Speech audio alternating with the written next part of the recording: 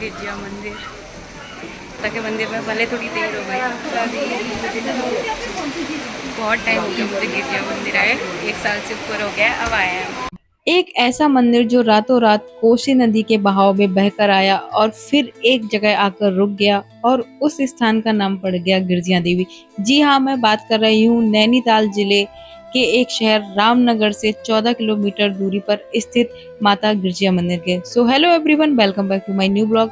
मैं अनु तिवारी काशीपुर उत्तराखंड से आपका स्वागत करती हूँ अपने एक और ब्लॉग में। आज मैं जा रही हूँ रामनगर और आज मैं रामनगर में आपको लेके जाऊंगी एक ऐसे विशेष मंदिर में जिसका इतिहास हर कोई जानता है। काशीपुर में बादल का मौसम था तो क्या ही कर सकती हूँ, मुझे जानना था तो हम निकले थे दिन में 1 बजे और सुबह इसलिए नहीं गए थे क्योंकि मंदिर में बहुत ज्यादा भीड़ हो जाती है और लाइन में लगना पड़ता है। तो हम सीधा काशीपुर से निकल जाते हैं रामनगर की तरफ, फिर मदारा पार करते हुए पहुंच जाते हैं रामनगर की तरफ। मौसम बहुत अच्छा था और अच्छे मौसम में घूमना बहुत पसंद है। हम सीधा पहुंच जाते हैं रामनगर और अल्मोड़ा डिपो जा रही है। भाई पहाड़ों की बसों की ना अलग ही बात होती है, बात आप भी जानते हैं। पहाड़ों की बस में सफर करना किसी एडवेंचर से कम नहीं होता है। और रामनगर में जाम बहुत लगता है क्योंकि सड़कें बहुत छोटी हैं और आबादी बहुत ज्यादा है। उसके बाद हम निकल जाते हैं ऊपर की तरफ गिरजिया की तरफ को और रामनगर हमने क्रॉस कर लिया था। रामनगर क्रॉस करना अपने आप में एक टास्क है क्योंकि रामनगर में लगता है बहुत ज्यादा जाम। इस जगह को आप सभी पहचानते होंगे, इस जगह का परिचय देने की आपको जरूरत नहीं है क्योंकि रामनगर सभी लोग आते हैं। और कुछ लोग बोलते हैं कि आप ब्लॉग्स ऐसे दिखाते हो जहां हम पहले से ही जा चुके हैं, तो क्या ही कर सकते हैं। कुछ ऐसी चीजें हैं जो लोगों तक पहुंचाना मुझे अच्छा लगता है। मैं, मेरी दोस्त और मेरी भांजी, हम तीनों गए थे। मेरी दोस्त अपनी स्कूटी से थी और हम दोनों एक साथ, क्योंकि 3 लोग जा नहीं सकते, भाई चालान कट जाएगा। उत्तराखंड प्रशासन बहुत ज्यादा सख्त है चालान काटने के मामले में ओनली। उसके बाद यहाँ बहुत ज्यादा था जाम, हम खड़े इंतजार में। ये है मेरी प्यारी दोस्त और उसके बाद मेरी दोस्त का आ जाता है कॉल, तो हम यहाँ पे थोड़ी देर के लिए रुक जाते हैं। लेकिन भाई डर बहुत लगता है क्योंकि बाघ कहीं से कहीं भी आ जाता है, क्योंकि ये है कॉर्बेट का एरिया और यहाँ पर रिस्क लेना बिल्कुल भी सही नहीं है। तो हम 2 मिनट रुके क्योंकि गाड़ी चलाते समय बात करना भी सही नहीं है। उसके बाद हम निकल जाते हैं गिरजा की तरफ को। ये वाला मोड़ मुझे बहुत खतरनाक लगता है, लेकिन क्या ही कर सकते हैं, अब जाना तो था ही। इतनी अच्छी ड्राइवर तो मैं हूँ, तो हम सीधा ड्राइव करके, मतलब 1.5 घंटे की ड्राइव करके हम पहुंच जाते हैं गर्जिया, क्योंकि ज्यादा तेज स्कूटी चलाना मेरी आदत नहीं है।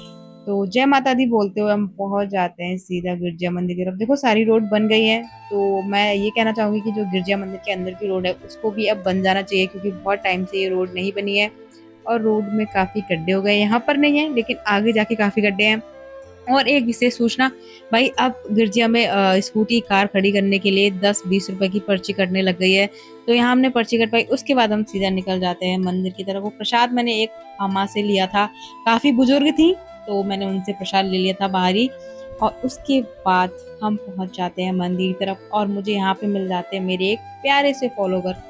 गर्जिया मंदिर अपने आप में एक इतिहास रखता है, तो उसका परिचय देने की मुझे आपको जरूरत है क्योंकि आप सभी गर्जिया मंदिर आए, आप सभी जानते हैं गिरजिया की बहुत ज्यादा विशेषता है। माना जाता है कि गिरजा मंदिर का संबंध पांडवों से भी है, लेकिन ऐसा कोई साक्ष्य नहीं है जो ये प्रमाणित किया जा सके। उसके बाद सीधा पहुंच जाते हैं माता रानी के दरबार में। मैं बहुत टाइम से मंदिर आने की सोच रही थी लेकिन आना हुआ नहीं। जब माता का बुलावा होता है भाई हम तभी मंदिर पहुंचते हैं। और मैंने जैसे कि आपको कहा था कि हम जानबूझकर लेट आए थे ताकि हमें भीड़ ना मिले, और हमने प्रसाद ले लिया था। मंदिर में बिल्कुल भी भीड़ नहीं थी। इस बात की बहुत ज्यादा खुशी होती है क्योंकि बारिश का मौसम था और बारिश में बहुत देर इंतजार करना बहुत मुश्किल हो जाता है। हम चढ़ गए थे जय माता दी बोलते हुए आधे से ज्यादा सीढ़ियां। और इस समय गिरजा की हालत कुछ ठीक नहीं है क्योंकि आपको पता है बारिश में सब कुछ तहस नहस हो जाता है पहाड़ों में। यहाँ से व्यू बहुत अच्छा आता है लेकिन आजकल यहाँ पे काम चल रहा है तो कुछ ज्यादा अच्छा नहीं आ रहा है। मैं और मेरी भांजी दर्शन करने गए थे, आपको स्पेशली मेरे ब्लॉग्स में देखने को मिलेगी। और यहाँ से व्यू जो आता है ना भाई, क्या ही एक्सप्लेन करूँ। चुपचाप चोरी से थोड़ी सी वीडियो भी बनाई थी माता की, सोचा आप लोगों को दर्शन करा दूं। और ये वीडियो बनाई थी मेरी भांजी ने। सोचती हूँ कितना कुछ मांग लूंगी लेकिन माता को देख के मन इतना खुश हो जाता है कि मैं खो ही जाती हूँ, कुछ मांगने का मौका ही नहीं मिलता।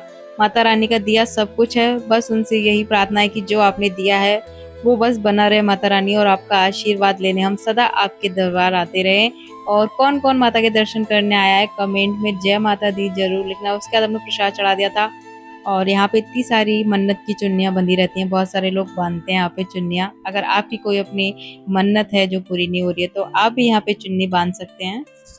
माता बड़ी ही दयालु है, अपने भक्तों की सभी इच्छा पूरी करती है। उसके बाद हम आ जाते हैं भैरव देवता के दर्शन करने।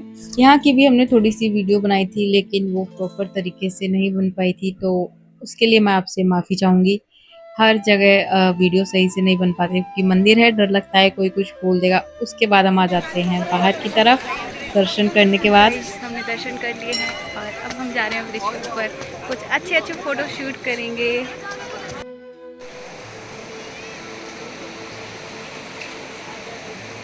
फ़ोटो शूट करने के बाद हम निकल जाते हैं घर की तरफ, क्योंकि शाम हो गई थी और यहाँ पे ज़्यादा टाइम रुकना सही नहीं रहता, क्योंकि पूरा कारवेट का एरिया है और यहाँ पे जानवर का बहुत ज़्यादा डर रहता है। सो आज के ब्लॉग में इतना ही, मिलेंगे फिर एक न्यू वीडियो के साथ, तब तक के लिए बाय बाय। वीडियो पसंद आए तो लाइक कमेंट शेयर जरूर करना।